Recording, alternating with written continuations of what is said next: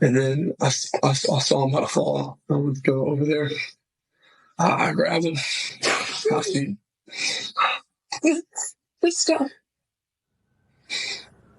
Yeah, I understand. Best I can to understand. You can see, you can picture what happened when, what was coming out of his chest, and yeah, y'all can visualize that stuff. I don't want to put that on my mom right now, but I pushed my hand on there, try to make it stop, and I grabbed his head and I looked in his eyes. I just saw his soul leave, and it took my soul too.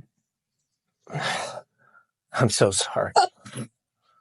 I'm going to ask you one last question. I've seen interviews with your husband, who I can hear in the side, by the way. I think he's there in the room with you. I saw an interview last night. Okay, someone else. Yes, okay. Yes, sir. But I have seen interviews with your husband in the last 24 hours, and it was remarkable to me that I heard your husband say, within hours of this, that he forgave this other young man, and he got there so quickly. And I honestly don't know that I could. And I just want to see, and I don't know if there's a right or a wrong place to be, especially as quickly as this has happened. Megan, how do you feel on that front today? I am not like their dad. I am so angry at that boy. It's just not fair. That's all I have. I understand. I'd like to say it's forgave, not forgotten, but I'm not at that point yet to forgive that kid for what he did to my brother. Because, 17 years of my best friend just there, and in the blink of an eye, I lost him. So I'm not at that point. Wow. Heartbreaking. This is so incredibly sad. Dad, they do say that they are a faith-based Christian family, and he is saying that, through God's grace has helped him come out and forgive this suspect, the boy who is suspected of this murder. So I mean, I couldn't do it, and like they said, they're still struggling with it, but God can do all things, and I'm just in awe of that. Nicole, I want to get your response to this story. What are your thoughts there? It's heartbreaking all around when you have this young man who was stabbed and bled out so very quickly. The devastation to his twin and the devastation to that family is going to last forever. Over time, it will heal a little bit, but it'll never, ever go away. So condolences to them and prayers for that family. And forgiving is one thing, forgetting is something else. And I think his twin said that the best possible way that he could. Now, when we talk about the suspected murderer, there's something going on there. His actions don't speak of a linear thinker. Of course, he's a teenager, so it may not be that he's, crossed particular thresholds of adult thought. But it sounds like to me, from what I've heard, what I've read, is that he was looking for a fight just a little bit. He was being a bit combative. I don't think that there was malicious intent that he went over there to stab him, but I think the way that things played out, that young man too is going to lose all of his life. He's going to lose every day of his life. So this is a double tragedy. There's not going to be a moment of his life that I think that he's not going to replay that scene, and staying under his own school's tent probably would have been the best thing for everybody involved. This is just a tragic situation all the way around. Yeah. Shelley, what are your thoughts on this? Of course, like everyone, it's heart-wrenching. It's unimaginable. And you know what? Thank God that it's unimaginable for most of us, that we will never have to face what this family and many others, unfortunately, have faced in our country, around the world. Having said that, I think there's still more to come out. I know many people are asking why he had a knife at a track meet, things like that. It was a school event. So ostensibly, weapons were not allowed anyway. But I do think there's more to come out, and I mean more, just details. I'll say details, not so much that he just stabbed him, but some details of even how it got to this part, period. And that's number two. Number three, I know there's a lot in the media, and when I first heard it, I didn't know that one student was black, or the suspect was black, and the victim was white. But when I heard that, I said, I think there is a racial angle to this that may not be. Don't get me wrong. I'm not saying that should be the biggest. Okay, I'm not saying that should be that should overtake the whole tragedy. I'm not saying that at all. But I do think there is a component there. I think there's some history, maybe unspoken or unheard of yet. The fact that he is crying in the police car and asking for self-defense from a legal perspective. His lawyers probably will argue that point. So it's not so much that, I mean, he's 17, so he probably doesn't know all this. But yeah, you ask the police. But his lawyers probably will make that a legitimate, viable, I guess, defense. So let's not be shocked when that probably does happen. Mm-hmm. Oh, yeah. I mean, that's really the only defense he's had, really. I mean, so, I assume he would. Say it was self-defense. Whether that's actual a defense that's actually going to stick is the question. Not in Texas. So, no. I mean, we wait until all the details and facts come out in court, but just from its face, I mean, I'm a mom of a 16-year-old boy, and this is, and my son runs track. And like this, they have, the teams are all situated around the track. You sit with your team, generally speaking, and boys, play with each other. I've seen this scenario. This is what's so crazy about this. This scenario is not one of uniqueness. This scenario, minus the stabbing, is something that happens probably hundreds of times a day, all day, every day.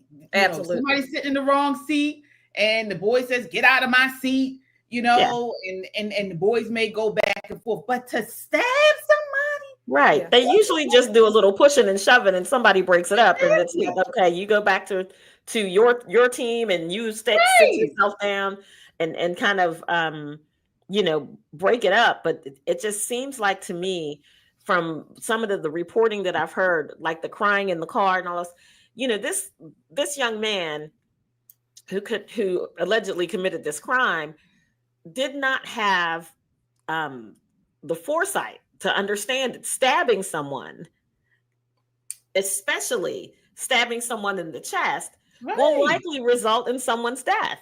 That's what I thought when I read it. There was no malice. It was just he stabbed him in the wrong spot, and I'm going to tell you that mother's heart has got to be broken.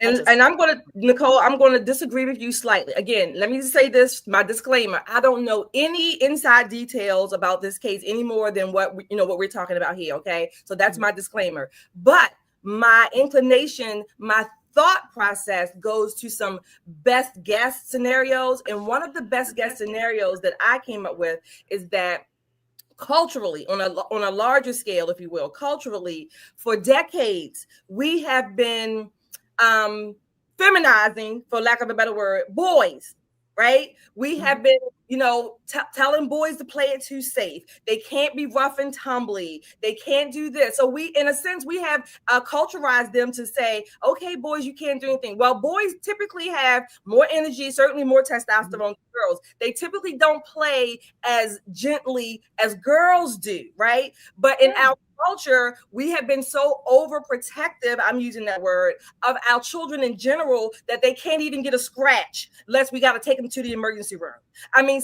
No less boys, right? Or, they can't run outside. They can't climb trees, whatever the case may be. And I'm not saying this is like in every scenario. I'm talking about cultural training that many young people have now adopted. But what they have been seeing, or what they have seen, many of them, they've seen and learned how to handle conflict violently, right? Maybe from their or the family or the lack thereof, movies, whatever, just cultural norms or new norms, but they haven't been taught how to handle conflict before not violently. And certainly violence not necessary unless it's absolutely necessary. So I think there's a lot of messages in there that I think may apply in this case to some degree. Again, I don't have any particular details. Those are just some of my main thoughts. Well, you may be right. I can agree with you there, but what's missing is they're not taught consequence. Mm-hmm. They're not taught consequence. And then we have created a culture, particularly in the Black community, where we are told that there are so many reasons why we should be excused, particularly when we're dealing with the opposite, another race. We are supposed to be able to do this and that, and there should be no consequence because there's restorative justice, and people deserve this because of what they've done hundreds of years ago. And so when you couple that with the idea of, as you mentioned, of the softening of these young men, and then saying there should be no consequence for them, the violent behavior, there's excuses for it. There's a Twitter page out there of a pastor saying that this was okay because the Metcalf boy was bullying him. Mm-hmm. And he's also saying it's due to white supremacy. So it's this kind of culture and environment that has created this chaos. So, only thing I can say to correct it is to show people there will be consequences, and the consequences will be severe. We cannot allow this. We cannot allow this. And we see this constantly on the left. I don't want to make this a black and white thing, but I gotta say, within the Black community, we have legitimized this violence, and there's no consequence to it. We just say we excuse it away. We're going to talk about this next. Another violent act in New York City against a pro-lifer. Mm-hmm. These people are animals. They come out and they're just violent for no reason. I mean, like you said, it used to be back in the day, you get into an argument, you tussle with somebody, nobody's thinking about knifing anyone at a track meet. Yes, you're right. And to your, like I said, like we're saying the same thing. And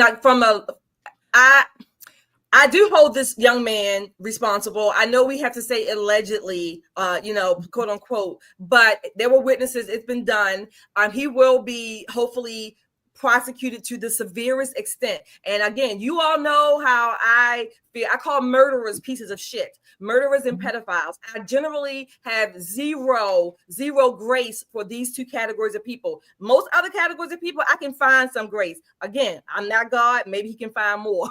But I generally call murderers and pedophiles pieces of shit. And so my general prosecution for murderers and pedophiles, generally I advocate the death penalty. And I know in Maryland, at least, there's this debate going on, maybe across the country, whether 16 or 17-year-olds should get life in prison or even a death penalty. I generally, yes, I do. And I do think there was some malice there. That's just my never to be humble opinion. I do think there was some malice there. Some of it was culturally induced. I think some of it is self-induced. But again, that's just my opinion. But I do hope he is prosecuted to the fullest extent of the law. Last session, Maryland passed the Free to Kill bill, is what we called it, for I think it's 14 or 15. And no sooner than they passed that legislation, a woman was run over by a kid in a car. I mean, he didn't know her. She was working at, I think, Home Depot or Lowe's, and he ran her over and then backed up on top of her again and then ran her over again and then tried to flee from the police. And so when young people are so grievous in our community, and it's not safe. They make it not safe for everyday people. We have to do something more than give them an ankle bracelet and a drink box and send them home to the parents who have clearly failed them. So we do have to get pretty tough on this crime, especially when we have, like KJ was saying, certain segments of our population who are looking for excuses. People actually set up a GoFundMe for this kid who stabbed him, the murderer, alleged murderer, a GoFundMe. Yeah. And let me also say this about the knife. So not long ago, it was not a big deal for boys to carry knives. Okay. I know many dads who gift their sons with knives for a birthday or for, a special occasion. It is something that it is something they pass down, and actually in my family as well. So, but it's usually used for, many men back in the day would have a pocket knife that you would pull out if you had to cut something for a lady, or, this was not a bad thing. You just knew how to use it. And now you're not going to take it to school generally, because that's not allowed in many schools. You're not allowed to take a pocket knife. But if you're out on the weekends, or, a lot of gentlemen carry a little pocket knife. But again, we used to have the sense to know you're not going to stab somebody, in a situation like this. So I don't know. It's just, everything is just all over the place now. So I don't know. We do have some super chats here, I believe. Let me see here. All right. Thank you guys so much. All right. Rico says Anthony went there looking for smoke. Okay. All right. Yeah. Again, Texas is the wrong state to act a fool in needle or life. Yes, indeed. Karmelo Anthony's dad has spoken out and said that his son was a stellar student, 3.7 GPA. Working 2 jobs also while he's in school. So he did say that. He said that, he was sorry that this occurred. I believe he said that as well. So it's a tragedy all the way around. We will keep both families lifted up in prayer, and all those that are involved, their loved ones, those that may have seen this tragic attack, that were there in the track at the track meet and may have been somehow affected. We are lifting everyone up in prayer, and we just ask that God just intervene with our young people all over the country. Intervene, have a supernatural awakening, and soften hearts and minds, because we're seeing it all over the place, unfortunately. And again, like somebody just put, justice is served. May God's justice reign in this situation. So moving right along, folks, please continue to hit that like button. It does help to amplify our voice here on YouTube. We definitely want to push our message out here, the conservative message. We are always searching for the truth, no matter where it leads. If you feel the same way, please hit that like button and subscribe. If you haven't done so already, subscribe.